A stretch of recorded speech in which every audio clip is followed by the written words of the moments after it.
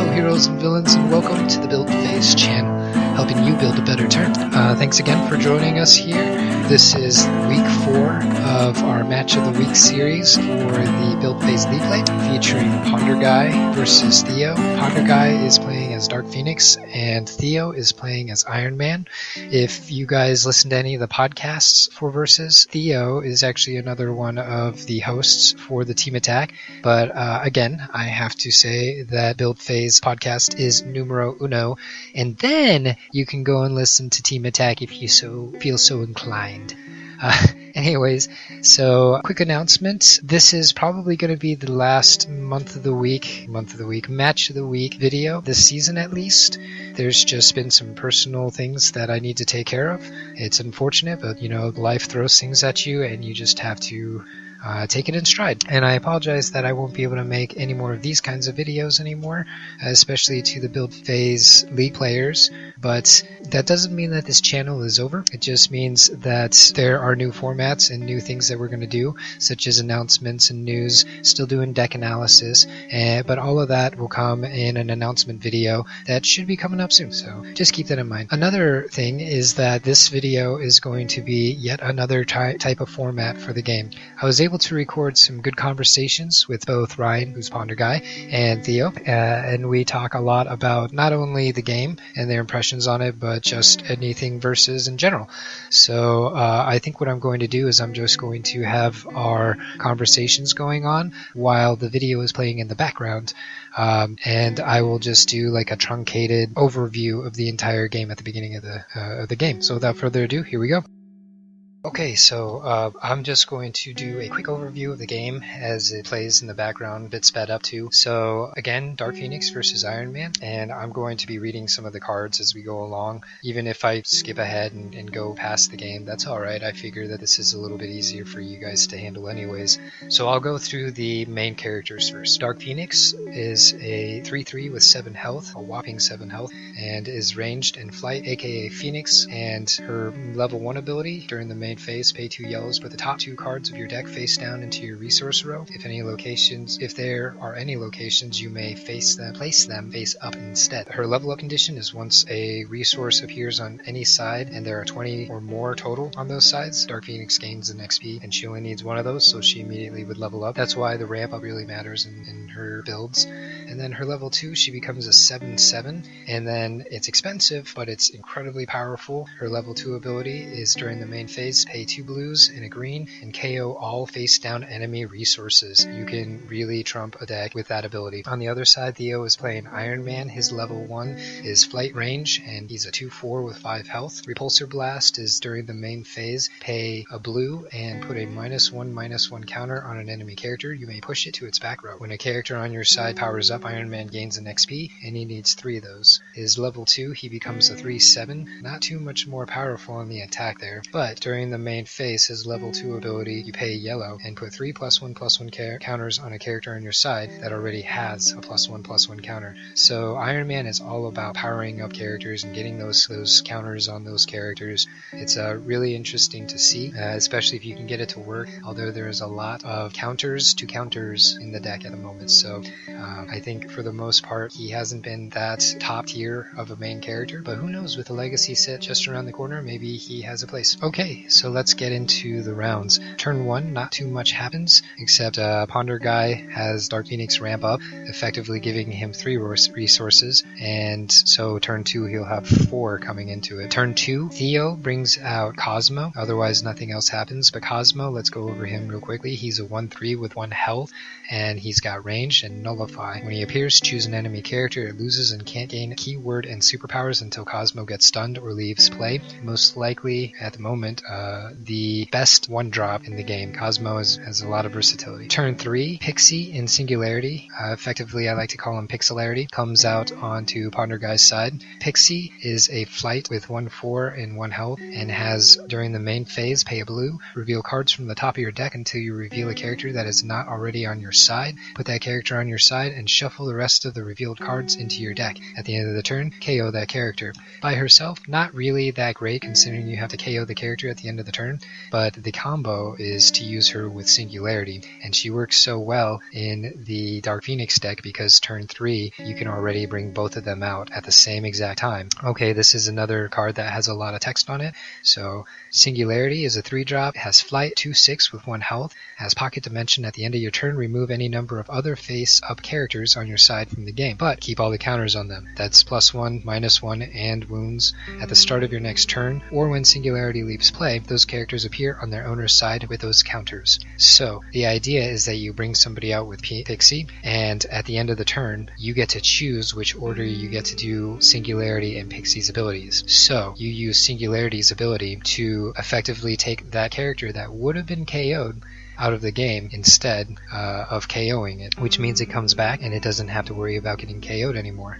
So on turn 3, you could effectively have a 7-drop out, and that's exactly what happens. The Ponderguy uses Pixie to bring out Ghost Rider. He is a 7-drop, and he has an 8/8 stat block with 2 health. When Ghost Rider appears, choose an enemy character and put -1/-1 counters on it equal to the number of good characters in your KO pile. So he brings him out, but he doesn't have any characters into his KO pile yet, so he doesn't really matter for his ability, but he's still a huge stat block that is going to be going into Theo. On Theo's side, he brings out Medusa, who has grab, so while she's in the front row, enemy characters can't fly over her. And then her ability, which is pretty nice on its own and does have a place, at least as a tech card maybe, in some decks. During the main phase, pay a red and exhaust a front row enemy character it can't ready or be moved until Medusa gets stunned or leaves play. So she's a 3/5 with 1 health. Okay, on turn 4, Ponderguy brings out Iron Man as his regular 6-drop and flips over the Arcadia. Iron Man is great because it allows Pixie to continually spend her power with the Arcadia. So Iron Man is a 6-drop. He's ranged and flight, 5/7 with 1 health. When he appears, you may turn one of your face-down locations face up. This card, along with the Pixelarity combo, is exactly what you need for this combo to work, because you can continually use it to flip over that Arcadia and continually get your cards out, which he immediately does to bring out Kane, one of my favorite cards from the new Aliens set. And Kane is a 3/1 with 1 health, and he has, when he appears, reveal cards from the top of your deck until you reveal a basic location, put it into your hand, and shuffle the rest of the revealed cards into your deck. Kane is a great card, and Ponderguy actually uses him very effectively in this deck by only putting 4 yellows of basic locations into his deck. I really like that idea. He'll elaborate on it more in the Skype conversation. Theo brings out Moon Knight and is able to spend 3 characters to level him up 3 times. Moon Knight is a really great card like that. He's a 4-drop, 5/5 with 1 health, and you can discard any character to power up Moon Knight. So I believe I can't remember exactly which ones they are at the moment, but one of them's a Loki, but he is now effectively an 8/8, and he tried to use him to go into Dark Phoenix, but unfortunately for Theo, Ponderguy had a dramatic entrance, which is a anytime combat plot twist. The defender is on your side, you may put a character from your hand next to it. If you do, remove the defender from combat and the new character becomes the defender. At the end of the combat, KO the new character. This card is a big middle finger to your opponent, as it's just a big surprise that you think you're going to be attacking somebody. Nope, you're going to attack somebody else. And he uses Thanos to effectively take the hit and also stun Moon Knight back. I think this is maybe the turning point of the game. If he was able to keep Moon Knight out, he would have been able to possibly get over Phoenix and her combos and start ruining folks. But unfortunately, that doesn't happen. On turn 5, Ponder brings out Doctor Strange. He's a 5 flight with 5/6 and 1 health, and he has, during the main phase, pay a yellow, choose a character, and turn all of its +1/+1 counters into -1/-1 counters, or vice versa. I really like this inclusion into Ponderguy's deck. We talk about it a little bit, but this is a card that I could have used at my Milwaukee 1K tournament to really help me against the Captain Marvel counter generations that were going on in all of the decks that I played against and lost against eventually. So he is a really nice card. Pixie, he brings out Loki, which Loki is another really great card. She's a 6-drop, 7/6 with 1 health. Once per turn, when a character on your side gets powered up, draw 3 cards. It's an amazing card for mill, which is something that I really enjoy to do. She also has questionable loyalty at the start of your build phase. If a face-up enemy character has higher attack than each face-up character on your side, move Loki to that player's back row. So the idea is that with Loki, you can use Singularity to pop her out of play, and therefore you do not have to worry at the start of your build phase to trigger Loki's ability because she is out of play when that happens. Because again, you get to effectively choose which order you get to do your powers in. He powers up Kane to draw 3 cards that turn, and then Theo also brings out Punisher. At this point, I think Dark Phoenix has a couple wounds on her, and it's not looking very great for Iron Man, unfortunately. So turn 6 comes around, and Ponderguy doesn't bring out any characters, but he powers up Dark Phoenix immediately to draw 3 cards with Loki, and then it doesn't matter that he didn't draw any characters because Pixie is there, and Pixie is an amazing card to help you get those characters out there. Pixie comes out with Thanos, who is an 8-drop with a 12/12 stat and 2 health. During the main phase, pay a green and add a wound to all stunned characters. Thanos goes into Iron Man and then spends the wild vault that Ponderguy brought out earlier in the game to give Iron Man another wound. On Theo's turn, he brings out his own Loki and uses Call to power her up and then draws 3 cards from that. Along with that, he also uses a Stark tech, which is during the main phase, put a +1/+1 counter on a character on your side, and it gains range this turn. So that goes on to Loki as well. And then he uses another power-up, Call, to bring Loki to +3/+3. And then Iron Man's level 1 ability brings Loki to a +6, which is pretty amazing. That's a pretty powerful card. And I think he's able to get 1 more stun onto Dark Phoenix at this time, giving Dark Phoenix, I think, 3 wounds to Iron Man's 4. On turn 7, Ponderguy loses Loki to Theo, effectively KOing Theo's own Loki, which I thought was a really interesting way of that happening. It was especially unfortunate for Theo because of all those counters that he had on Loki. And then Pixie brought out Dormammu, which was not really necessary, but I believe that's probably the last card, the last supporting character into his deck. Dormammu is a 7 with flight, 6/7, and has 2 health. When he's KO'd, you may shuffle him into your deck instead of putting him into the KO pile. And then during the main phase, you can pay a yellow and a blue to put a character from an enemy player's KO pile onto your side. Really powerful card, although he didn't really need it because that was the last wound that he needed to get on Iron Man to win the game. Okay, so that's been the overview, and let's just hop right into the Skype conversation. Okay, alright. Well, thanks for letting me watch the game. It was pretty fun, and I'd like to get your guys' initial thoughts on the game. So, Ryan, if you want to start, Mr. Winner. So, I played, I don't know what most people probably consider this deck right now. Lots of people are playing it. Yeah, it's the deck to beat, definitely, or at least one of them. Yeah.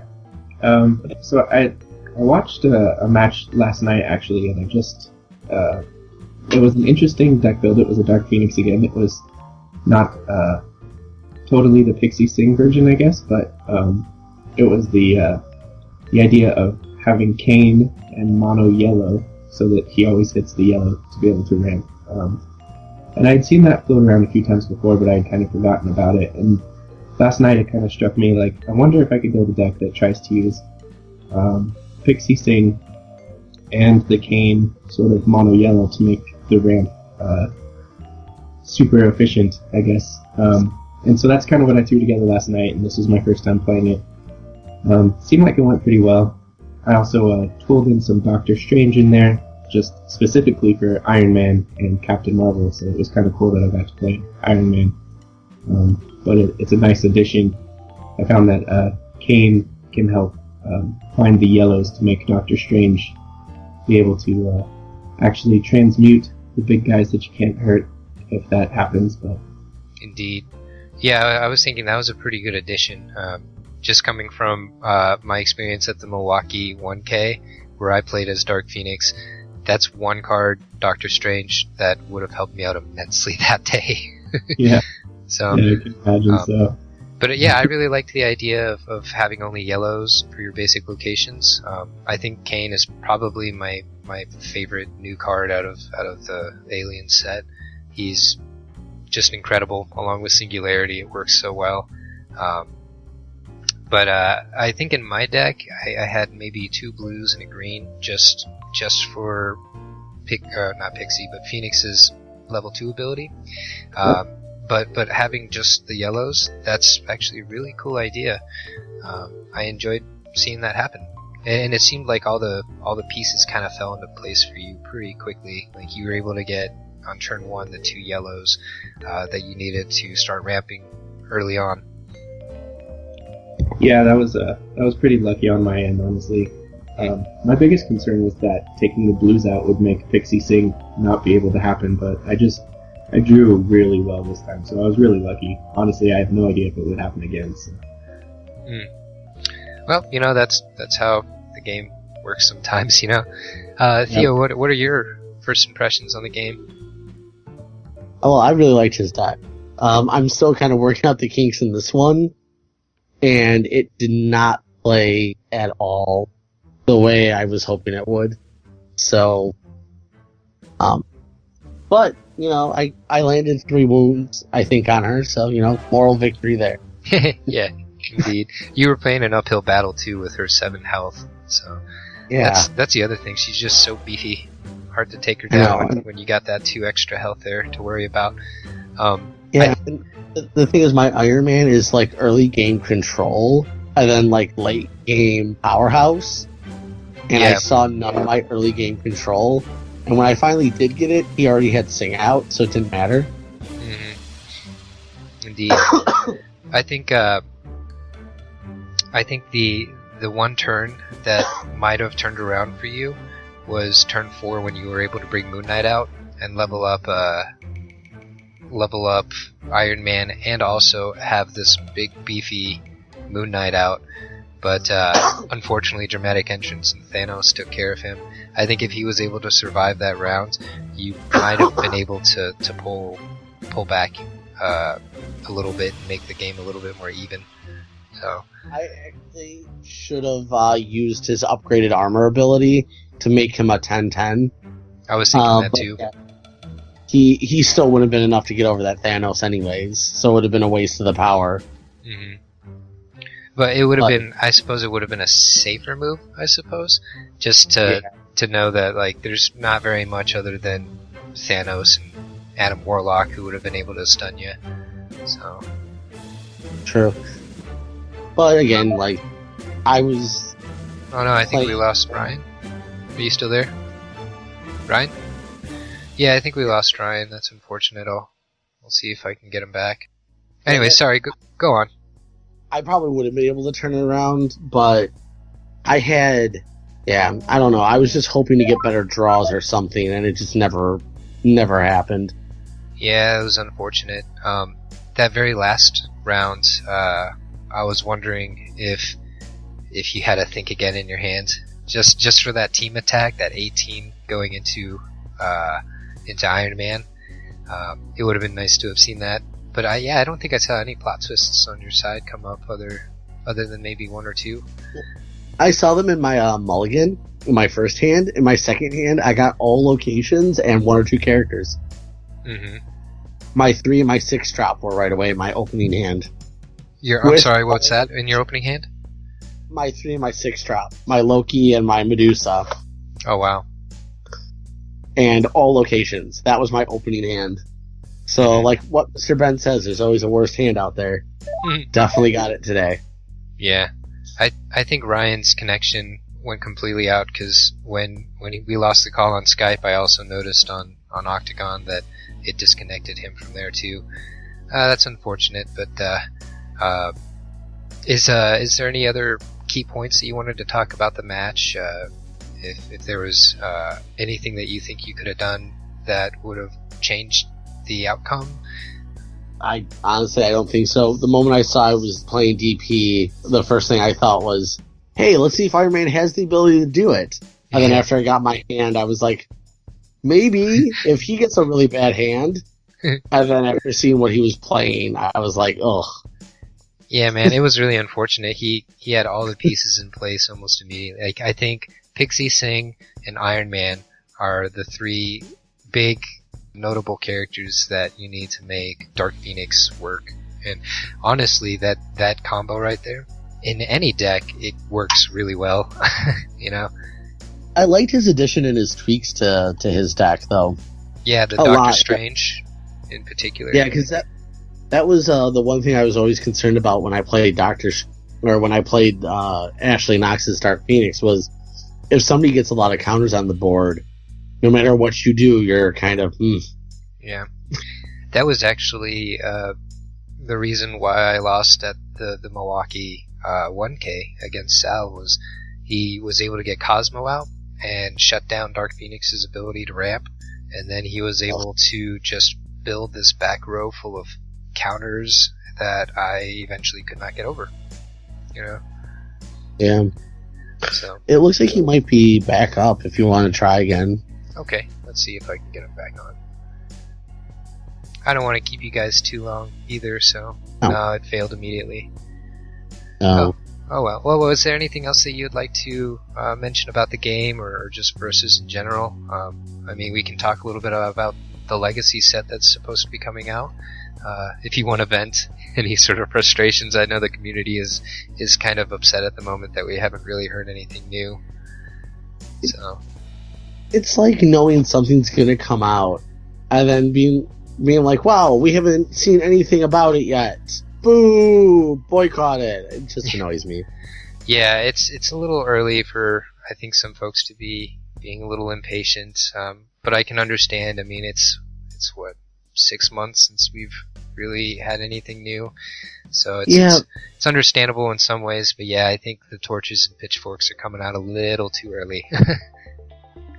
To me, it just seems really odd because, like, back in the day when you were playing, we never got any previews. And even if you do, you get to see a card or two out of 200, or probably like half that. So, I mean, it doesn't really tell you what the whole set's going to be like. Mm-hmm. Anyways? Yeah, these new fangled dangled millennials and their impatience. No, I'm just kidding. I don't mean any of that, guys. Well, I would really like to see a preview too. I don't see why you want to quit a game because you haven't seen any. That's the thing that just throws me for a loop. Yeah, besides the fact that, I mean, there's all these cards that are out there already that have been keeping me pretty entertained for the past 6 months. Just try to focus on that, you know? I mean, there's too much negative in the world. Try to focus on the positive that's out there. We still have a really good game that's implemented, and fun cards to play with, and plenty of decks to make, you know? Yeah, I mean, if they're bored always winning, make a jank deck. Start with the worst MC possible and try to make him good. Yeah, dude, that's what I'm trying to do with Daredevil. So you're working on Daredevil. How's that going? It's not. Yeah. Honestly, I feel like it's a lost cause, but you know, at least it's fun. It's fun to attempt it, and I also I want to give a shout out to Ben and Danny for coming up with all these new scenarios, because I think they understand the plight of the community right now, and they're trying to do their best from their end to keep the game fresh and appealing for everybody. So I think the big thing is a lot of big companies don't want their stuff revealed early, because there have been a couple of times at the place that I work at where we're not even allowed to see the product before we put it on the shelf. Yeah. So like that was something that Disney did, because it was Disney product, which Disney owns Marvel. So I'm wondering if they can't. Could be. And you don't want to come out and tell the community, oh yeah, our hands are tied. Like we actually just physically can't show you anything because of agreement we had to make. Mm-hmm. Yeah, I'm sure there's some corporate BS that's maybe holding some of the information back. There's probably many different factors that are going into this that make it just really tricky, you know. But at the same time, what if we're just making excuses? I'm just saying their hands could be tied. They physically might not be able to show us for some reason. Mm-hmm. Yeah, indeed. Okay. And holding agreements and it just makes me angry. Yeah. Well, all we can do is cross our fingers and hope for the best. So, Is there anything else that you'd like to mention, either about the game or versus in general or anything? 28 days or less till we get a new set. Woohoo! Indeed. So, looking forward to that. Yeah. Okay, well, unfortunately, Ponderguy Ryan is not able to come back onto the phone call, but congrats to you, Ryan, for a good game, and thanks again for letting me watch. I appreciate it, and I hope you do a little bit better with the Iron Man deck the next time around. Yeah, I might have to make some tweaks to it. Sure. Maybe I need some more early game instead of late game. Yeah, it might help. So, all right, man. Well, have a good day. You too. Thanks. See ya. Bye. Okay. Alright, so, yeah, I just finished the conversation with Theo, but I figured I'd call you back since we were able to get a hold of you again, and it should be recording on your end as well, I hope. Let me just make sure real quickly. Yep, no problem. Yes, it should be, so hopefully I'll be able to capture our conversation here. Just real quickly, I wanted to congratulate you on your game. It was a really good game, and it was fun to see your Dark Phoenix deck work. Is there any other impressions that you wanted to mention about the game? Or actually anything versus in general? I just had a small conversation with Theo about the Legacy set that's coming out, so whatever you want to talk about, I'm completely down for. Yeah, cool. So I guess I should note that I'm a pretty big fan of this game. I got it after it debuted, and I had never had any idea that there was an original versus at all. But, this community is actually really fun, being, online and talking about this sort of stuff. It's really enjoyable to me. So I don't think I'm going to ever be one of those people that's been, giving up on the game lately, things like that. I'll probably write it out until it dies. Because I really enjoy it. I personally feel like I understand it really well, and I really enjoy the posts from, all the top-level people, like yourself and Sal and Colby and Ashley. And that's really nice of you to compare me to Sal and Colby. I don't think I'm anywhere on their level, but I appreciate it. Well, you did really well at a tournament, so I think it's really cool. I got to play. Well, thanks. I got to play Michael Manus at Gen Con last year, and that was the highlight of my Gen Con. So I really like against people that have done well in tournaments and things like that. And so I really like the game. I don't think I would give up on it, and I still have optimism that the Legacy set is going to happen. And so I'm still having fun with the sets that are out, honestly. So I'm not super I need new cards today. Yeah, that's the exact sentiment that me and Theo had. I think it's a little too early for the torches and pitchforks, is how I mentioned it. Have some patience. If something new comes out, that's awesome. But if not, we have a plethora of great cards here that Danny and Ben have made. And, people are still coming out with new decks, and they're keeping it invigorating with all the new formats that they're trying to bring out. I think there's still a lot of passion for the game, and if you just focus on that positive aspect and not try to worry about any new stuff that's not even out yet, then it really gives you a good outlook on the game as a whole. So yeah, I totally agree. And I honestly, the scenarios that Ben has been posting have been really fun.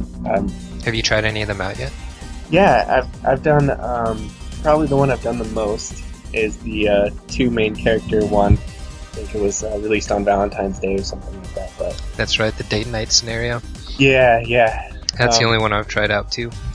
Yeah, I find it to be quite a bit of fun. I have decks built for the other ones too. I just haven't been able to find anyone to play that way yet. But just out of curiosity, what were the two main characters that you used for the date night scenario?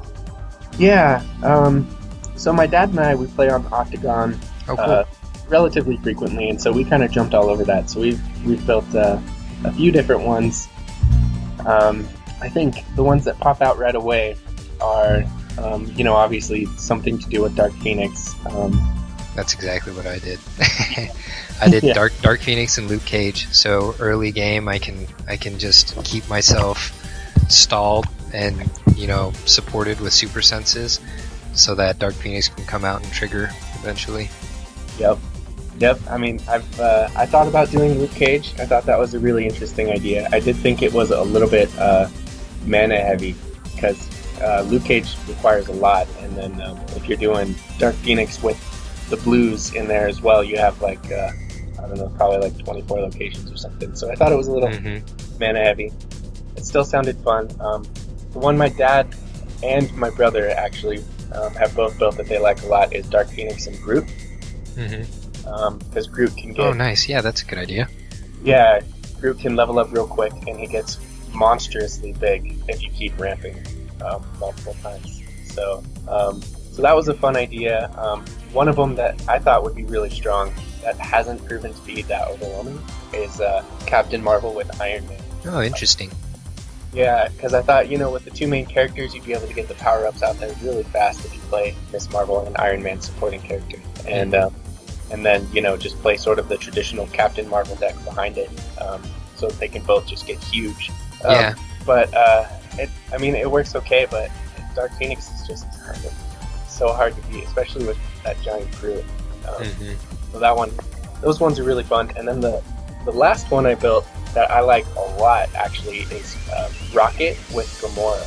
I've always wanted to make Gamora work, and having a guaranteed team attack with Rocket, who's also kind of aggressive. You can boost him with a blue for attack.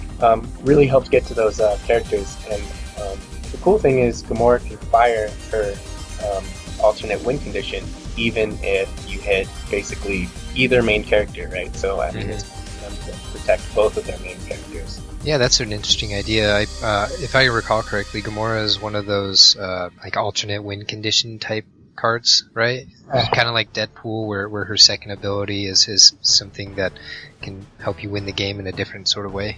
Right, that's exactly right. So Gamora, she can fire. So Deadpool, the earliest he can fire, as I understand it, is turn 4, and that's also true with Gamora. And she just makes herself lethal for 2 greens, and it can be lethal on a main character. That's right. So, but traditionally, it's been really hard to level her up and things like that. And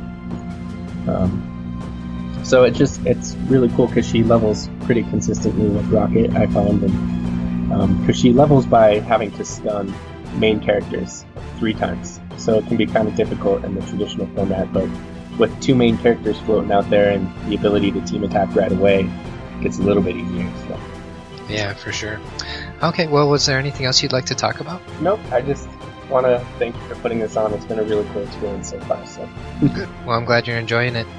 Theo wanted to make sure that he complimented on your deck. He said he really liked it and all the little tweaks that you've made to it. Yeah. So he hopes that you do well in the rest of your matches, as well as I. So congratulations on the win, and yeah, we shall see you next time. Awesome. Sounds good. Thank you. All right. Have a good day. You too. See you. Okay. So that was my conversation with Ryan, Ponderguy, and Theo from the Build Phase League Play. Nice guys. Thanks for letting me watch in your game. I'm sorry again that we won't be able to make any more Match of the Week videos for a little while, but good luck to all the rest of the league players for the rest of the season. Sign-up should be coming up soon for the second season, so stay tuned for that. And, that doesn't mean that the channel's over. There's going to be new stuff on the horizon, so stay tuned for that as well. You can always leave a comment down in the comments section if you want to give me any sort of feedback.